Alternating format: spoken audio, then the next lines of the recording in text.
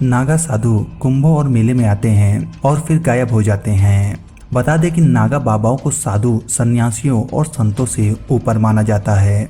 नागा बाबाओं को देखकर डर भी लगता है, लेकिन उनके बारे में और जानने की इच्छा भी होती है। बता दें कि नागा साधुओं की दुनिया बहुत ही रहस्यमय लगती है कि आखिर ये लोग कब और कैसे ऐसे बने, और ना जाने क्या कुछ मन में सवाल उठता है। तो दोस्तों, आज हम इस वीडियो में नागा साधुओं के बारे में हर वो बात जानेंगे जो शायद आप जानना चाहते हैं। कैसे बनते हैं नागा साधु? शरीर में भस्म लगाए, बिना कपड़ों के, हाथ में त्रिशूल और कमंडल लेकर निकले इन साधुओं को देखकर आप भले ही डर जाते होंगे, लेकिन आपको बता दें कि ये साधु पहले हमारी और आपके जैसे ही आम इंसान थे, जिन्होंने मोह माया त्याग कर नागा बनाना चाहा और अपनी जिंदगी भगवान के नाम कर दी।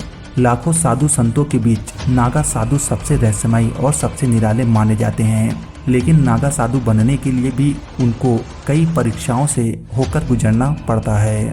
जब भी कोई व्यक्ति किसी अखाड़े में शामिल होने के लिए जाता है और नागा साधु बनने की इच्छा प्रकट करता है, तो सबसे पहले अखाड़े के लोग उसके बारे में पूरी जानकारी इकट्ठा करते हैं, जिससे वह किस परिवार से ताल्लुक़ रखता है, उसकी पारिवारिक स्थिति कैसी है और वह साधु क्यों बनना चाहता है, और क्या वह साधु बनने योग्य है कि नहीं। अगर यह सब कुछ ठीक होता है तो फिर शुरू होता है उसकी परीक्षा का दौर। नागा साधु की परीक्षा। सिंहस्थ, अर्धकुंभ और महाकुंभ के दौरान नागा साधु बनाए जाने की प्रक्रिया शुरू होती है। संत समाज के 13 अखाड़ों में से सिर्फ 7 अखाड़े ही नागा बनाते हैं। सबसे पहले उस व्यक्ति को काफ़ी लंबे समय तक ब्रह्मचर्य का पालन करवाया जाता है, जिसमें कम से कम 6 महीने और ज़्यादा से ज़्यादा 12 साल लगते हैं। जब अखाड़े का मुखिया पूरी तरह से संतुष्ट हो जाता है कि दीक्षा लेने वाला पूरी तरह इच्छाओं और वासनाओं से मुक्त हो चुका है, तब उसे महापुरुष बनाया जाता है।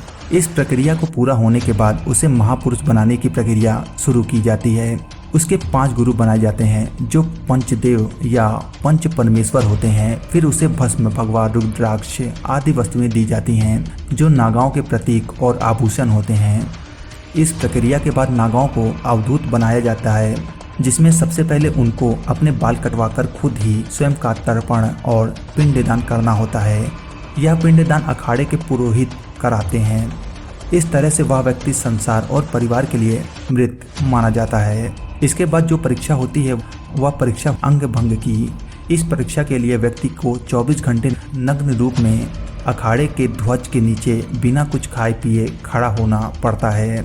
इस दौरान उसके कंधे पर एक दंड और हाथ पर मिट्टी का एक बर्तन होता है। इस प्रक्रिया के दौरान उस पर अखाड़े के पहरेदार निगाह रखते हैं। इसी दौरान अखाड़े के साधु संत उसके लिंग को वैदिक मंत्रों के साथ झटके देकर निष्क्रिय करते हैं। इस प्रक्रिया के बाद ही नागा साधु बन पाते हैं।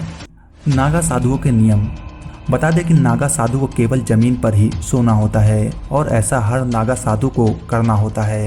इसके साथ उसको केवल 24 घंटे के लिए एक ही बार खाना होता है। वो घरों में भिक्षा मांगकर अपना पेट भरते हैं। नागा साधु एक दिन में केवल 7 बार ही भिक्षा मांग सकते हैं।